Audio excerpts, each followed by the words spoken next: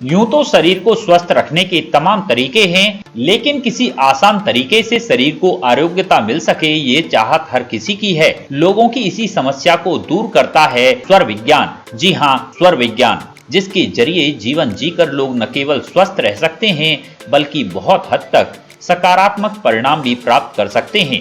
वर्तमान में कोविड-19 के प्रकोप से बचने के लिए और शरीर के अंदर इम्यूनिटी को स्ट्रॉन्ग करने में स्वर विज्ञान काफी मददगार साबित होगा। स्वर विज्ञान क्या है, इसकी जानकारी हमें दी इंटरनेशनल पावर लिफ्टिंग प्लेयर रहे और वर्तमान में कोच दिनेश चतुर्वेदी ने एशिया के बेस्ट कोच की उपाधि से विभूषित योग गुरु दिनेश चतुर्वेदी हैं, जिन्हें देश ही नहीं बल्कि यूएई, यूएसए, अफ्रीका, दुनिया के तमाम देशों में लोगों को महर्षि पतंजलि के अष्टांग योग की दीक्षा देकर लोगों को स्वस्थ जीवन जीने के लिए प्रेरित करते हैं। योग गुरु दिनेश बताते हैं कि अमेरिका हो या फिर ब्रिटेन या फिर यूरोप के तमाम देश, लोग अष्टांग योग के प्रति बेहद रुचि रख रहे हैं और इसके तहत अपनी जीवन शैली को जीने की कोशिश कर रहे हैं। भगवान श्री कृष्ण की जन्मस्थली मथुरा में जन्मे दिनेश आध्यात्मिक योग दिवस की परिकल्पना सजोए हुए हैं। उनसे मंच न्यूज की टीम ने स्वर विज्ञान और स्वस्थ जीवन पर चर्चा की। क्या कुछ कहना था उनका, आप भी सुनिए। जैसा कि आपने बताया हितकारी और सुखकारी, तो सुखकारी भोजन क्या है और हितकारी भोजन क्या है, ये थोड़ी जानकारी भी चाहिए। सुखकारी भोजन कहिएगा तो जो केवल स्वाद के लिए बाजार में उपलब्ध है, जैसे बहुत मसालेदार, तले भुने, जंक फूड, फास्ट फूड, इस तरीके की जो चीजें हैं, इनको आप केवल जो स्वाद के लिए आप जिनको सेवन करते हैं उनको आप सुखकारी मानिएगा जी। हितकारी मैंने अभी कहा कि शुद्ध गोदुग्ध, शुद्ध गोघृत, शुद्ध अच्छे ताजे फल इत्यादि ऐसी हरी सब्जियां, बाकी के जितनी ऐसी चीजें हैं वो हितकारी जी। और विस्तार में किसी को जाना हो, पढ़ना हो तो श्रीमद् भगवद गीता में लास्ट में आप 16-17 अध्याय में पढ़िए 18। जी जी जी। अब जैसे बात आती है हितकारी भोजन की, तो हितकारी भोजन हम ग्रहण करें उसके बाद हमें क्या करना चाहिए, किस तरीके से, उसका भी एक नियम है या किस तरीके से उसे हमें करना चाहिए उसे। देखिए महापुरुष ऐसा कहते हैं कि अच्छे हितकारी भोजन को भी अच्छी तरह पचाया जा सके जी, उसके लिए आवश्यक है कि जो उसको पचाने की विधि है आप उसी प्रकार से उसको सेवन भी करें जी। जैसे महापुरुष कहते हैं कि भोजन को उतना चबाना चाहिए कि वो कहते हैं कि भोजन को पीना चाहिए जी। और पीने की चीज को खाना चाहिए। मतलब जैसे कि भोजन को आप उतना चबाइए कि जब उसका पानी मुंह में हो जाए उसके बाद आप उसको नीचे उतारिए जी। तो इस प्रकार यदि आप भोजन करोगे तो वो कभी भी आपको अपच नहीं होने देगा। जी जी। मतलब कहने का मतलब है जो आते हैं उनका, हाँ, महापुरुष कहते हैं अरे दांतों का काम आंखों से मत लीजिए जी। इसी प्रकार पेय को भी जी उतना आराम के साथ उनसे आप सेवन करिए कि आपको उसका कम से कम ये पेट फूलना, की आना, इस तरीके की परेशानियां न हो जी।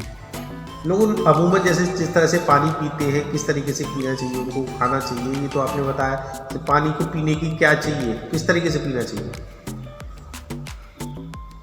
भाई देखो मैं एक नाम ले देता हूँ, स्वामी केशानंद जी महाराज एक बात कहते थे जी। वो मजाक में चाहे कहते थे, लेकिन वो कहते थे चतुर्वेदी यदि योगाभ्यास करो जी और उसके अनुरूप भोजन पे आदि न लो। जी। लोग अमूमन जैसे जिस तरह से पानी पीते हैं किस तरीके से पीना चाहिए, उनको खाना चाहिए, ये तो आपने बताया कि पानी को पीने की क्या चाहिए, किस तरीके से पीना चाहिए। भाई देखो मैं एक नाम ले देता हूँ, स्वामी केशानंद जी महाराज एक बात कहते थे जी। वो मजाक में चाहे कहते थे, लेकिन वो कहते थे चतुर्वेदी यदि योगाभ्यास करो जी और उसके अनुरूप भोजन पे आदि न लो जी तो उस आदमी को जेल और जुर्माना ये दोनों होते हैं। जी। तो आज जो अभ्यास के नाम पर तो सभी लोग कर रहे हैं, बहुत लोगों का मंगल भी हुआ, तो ईश्वर करे सभी का हो। जी। लेकिन योगाभ्यास से जो अपेक्षित लाभ है जी। वो लोगों को शायद नहीं मिल पाया। जी। उसके पीछे यदि कोई एक चीज आप ढूंढना चाहोगे तो शायद यही विसंगति आपको मिलेगी। युक्ति और युक्त आहार, जी। इन दोनों का अभाव, जी। और इन दोनों के अभाव में योगाभ्यास से जो अपेक्षित लाभ है वो मिल पाना मुमकिन नहीं है, संभव नहीं है।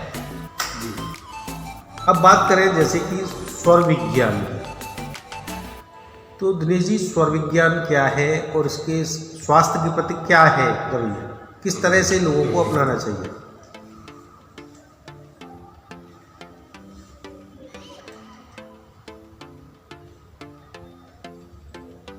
वहीं आता हूं वापस। जी। मूल में तो आज का लक्ष्य इम्यून ही है। जी। इम्यून के लिए अच्छा पाचन, जी। और अच्छे पाचन के लिए बहुत आवश्यक है कि स्वर विज्ञान का ज्ञान होना, जो महर्षि पतंजलि ने हमको दिया। जी। बहुत ही ध्यान से लोग सुनेंगे। जी। हमारे शरीर में ये नासिका के दो नथने हैं। जी। इसमें सीधे वाले को हम सूर्य स्वर के नाम से जानते हैं, इड़ा। जी। बाएं वाले को हम चंद्र स्वर से जानते हैं। जी। ये शरीर में दो ऐसे यंत्र हैं जी। कि यदि किसी को सिर्फ इनका ज्ञान हो जाए जी। तो तमाम शारीरिक व्याधियों से वो मुक्ति पा सकता है और बच भी सकता है। जी। क्योंकि लोगों को मालूम ही नहीं। जी। सूर्य स्वर का आशय अग्नि तत्व से। जी। भोजन हमेशा सूर्य स्वर की प्रधानता में ही करना चाहिए। जी। सरल शब्दों में बोलूं तो जब आपका सीधा वाला नथना तेज चल रहा हो, जी। भोजन उसी वक्त करना चाहिए। जी। एक बात, इसी के साथ एक बात और जोड़ देता हूं, कोई भी इसको चेक कर सकता है